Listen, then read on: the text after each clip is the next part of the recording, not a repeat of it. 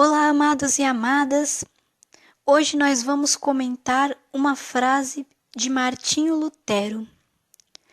Lutero foi o reformador protestante que iniciou toda essa reforma, todo esse movimento de protesto protestante contra a Igreja Católica. A frase dele que nós vamos comentar é: a razão deve ser destruída em todos os cristãos. Para Lutero, a razão tem que ser tirada da vida do cristão. Ele precisa apenas de ficar com a fé. E o que seria a razão? A razão ela é a faculdade de raciocínio lógico que vai me permitir chegar a uma conclusão.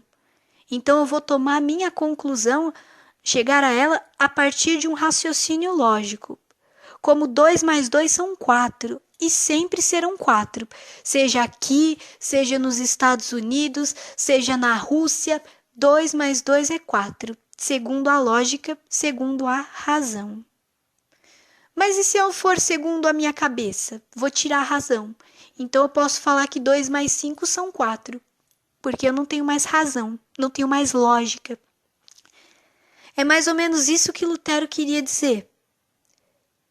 É verdade que existem evangélicos e evangélicos, tanto aqueles que dão testemunho do que acreditam, como aqueles que dão um baita contra-testemunho. Em todo lugar é assim.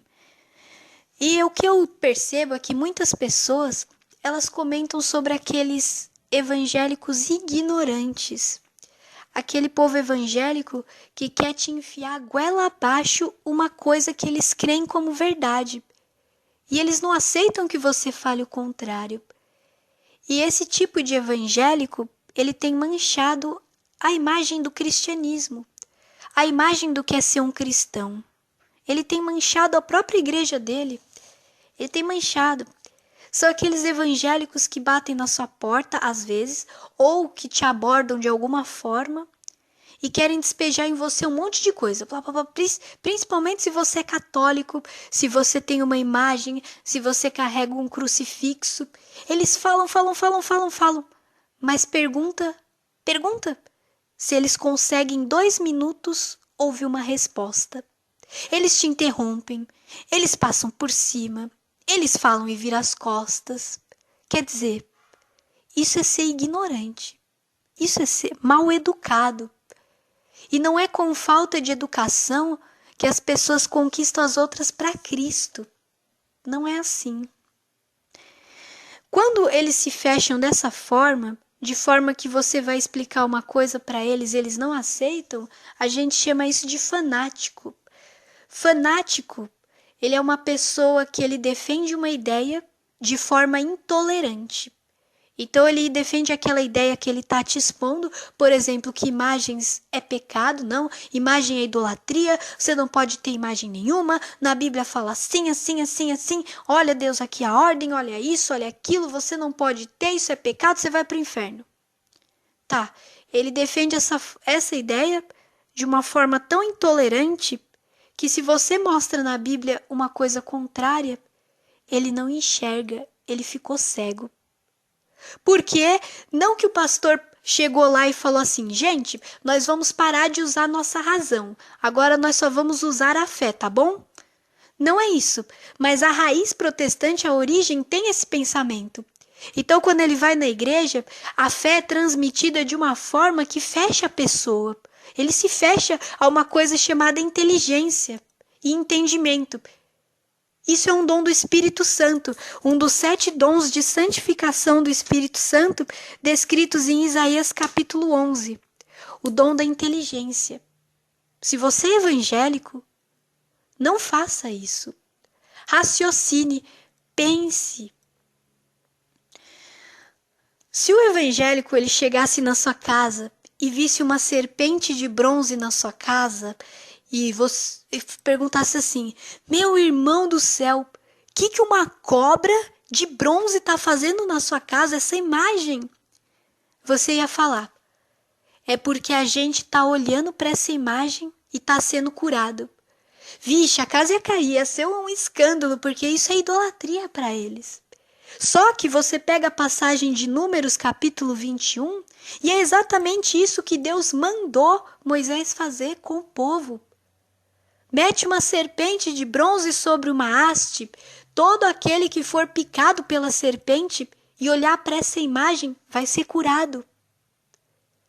Então eu não posso interpretar ao pé da letra aquele mandamento de Êxodo 20, não farás para ti imagem, nem figura, nem escultura alguma do que existe em cima no céu, nem debaixo na terra.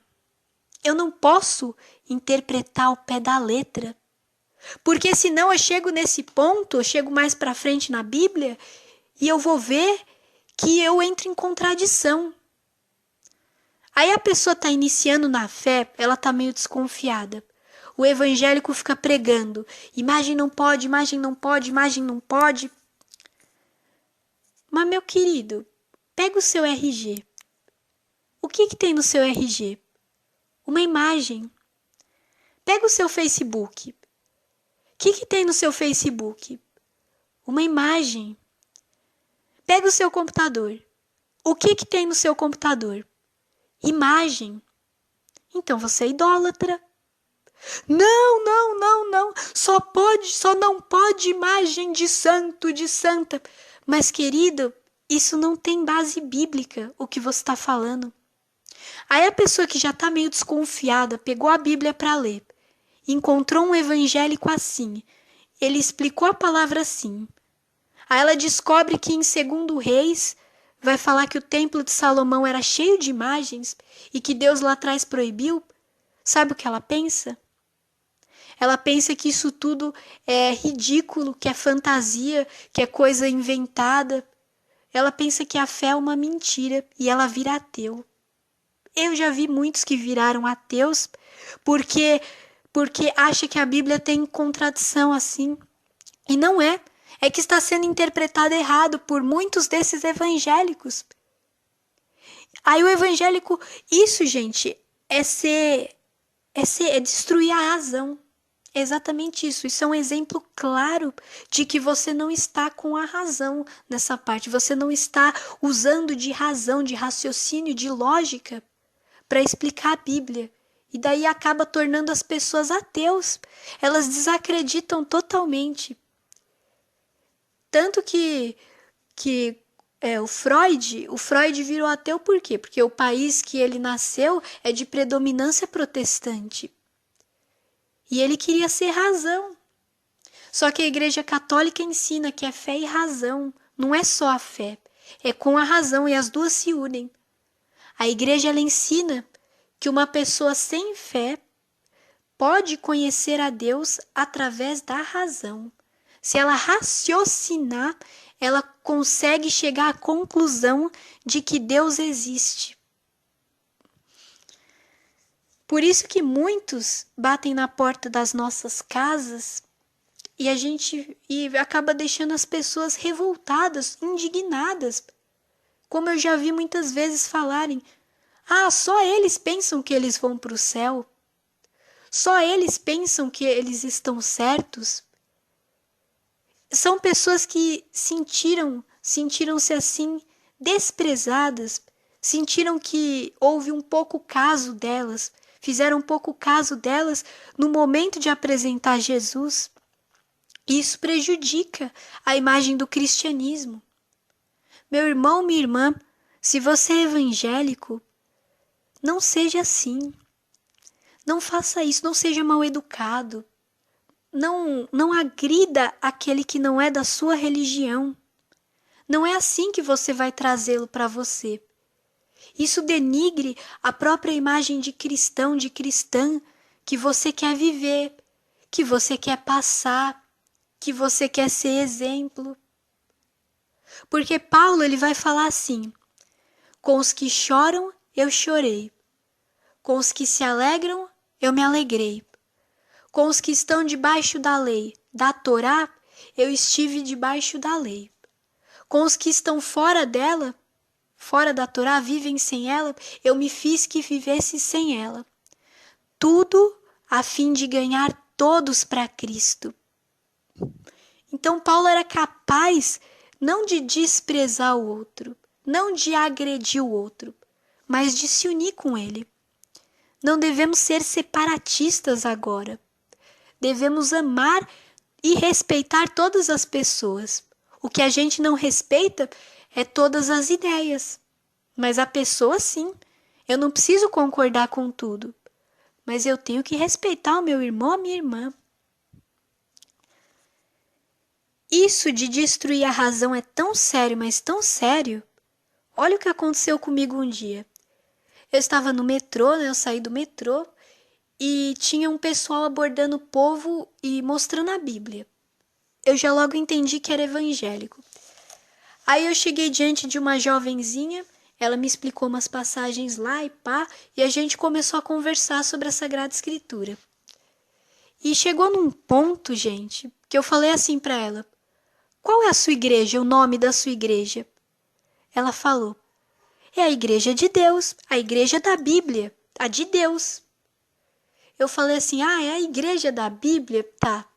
Naquela época de Pedro, de Paulo, nos Atos dos Apóstolos, já tinha uma igreja, já tinha uma comunidade cristã, e veio dali uma sucessão até os dias de hoje. Então essa igreja já havia sido fundada. Eu falei: quando foi fundada a sua igreja? A data? Ela falou: 1900 e não sei das quantas. Falei: ah, então, a sua veio 1900 anos depois dessa igreja aqui. Então a igreja que Pedro, que Paulo, que João, que Tiago, que Barnabé, que Bartolomeu frequentava, não era a sua. Não era essa igreja aí. Aí a menina ficou revoltada. Ela falou, eu falei assim: quem escreveu a Bíblia? Olha a resposta: quem escreveu a Bíblia? Jeová. Gente, por favor, não foi Jeová que escreveu a Bíblia. Tem escrito assim: Evangelho segundo Mateus. Significa que foi um homem chamado Mateus que escreveu aquele evangelho. O outro é Evangelho segundo São João. Significa que foi um rapaz chamado João que escreveu aquele evangelho. O outro é Carta aos Hebreus. Está lá escrito no começo: Paulo, apóstolo de Jesus Cristo, servo de Deus, escreva a sua igreja, paz e bem, não sei o quê. Coisas assim. Foi Paulo que escreveu a carta. Vamos pensar com a razão. Foi Jeová que escreveu a Bíblia? Porque da forma que foi falado, parecia que o céu assim se abriu e desceu um livro do céu, pá, já pronto daquela forma, caiu nos dias de hoje, pum. É isso daí, essa é a palavra de Deus, veio lá do céu. Não foi assim que aconteceu. E esses livros foram escritos em épocas diferentes. Foi a mão do homem que escreveu a Bíblia. Foi a mão do ser humano. É claro que da mesma forma que Jesus, ele tem a divindade do Pai e a humanidade nossa reunidas em uma única pessoa, que é ele, e vai dizer que ele é a palavra de Deus que se fez carne. Então a nossa Bíblia, que é palavra de Deus, que também é Jesus, podemos dizer que é Jesus Cristo, porque Jesus é essa palavra e está vivo e a palavra é viva. Podemos dizer então que a palavra, da mesma forma como Jesus, ela é 100% humana? Sim, mas ela é 100% divina. Porque embora fossem homens que escreveram, eles estavam profundamente inspirados pelo Espírito Santo. Então a Bíblia, ela tem o autor humano, mas tem o autor espiritual. Só que não é porque o Espírito Santo é que ditou a Bíblia que eu vou excluir os homens do trabalho que foi feito aqui. Isso seria ser irracional, que é o que Lutero estava querendo ensinar para as pessoas. A razão deve ser destruída em todos os cristãos. E os católicos não acreditam nisso. E nós sabemos que não deve ser assim. Não deve ser assim. E eu continuei dialogando com essa menina.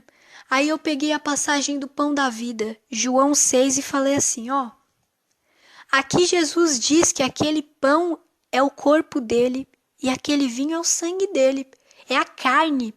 e precisa comer da carne dele e do sangue dele para você ter a vida. Aí ela falou, sim, mas nós temos lá o ritual assim do pão com vinho ou com suco de uva, não lembro. Nós temos isso. Aí eu falei, mas você tem coragem de se ajoelhar e adorar aquele pão? Aí o queixo dela caiu no chão. Como assim adorar o pão? Como você vai adorar pão? Isso não existe. E eu falei, mas peraí, não é mais pão? É o corpo de Jesus? Você não crê nisso? Não, mas você quer dizer que os católicos adoram um pedaço de pão? Sim, não. Os católicos não adoram um pedaço de pão, é a aparência de pão e de vinho, mas é o Jesus Cristo vivo na sua totalidade, porque ele disse, está aqui na palavra dele.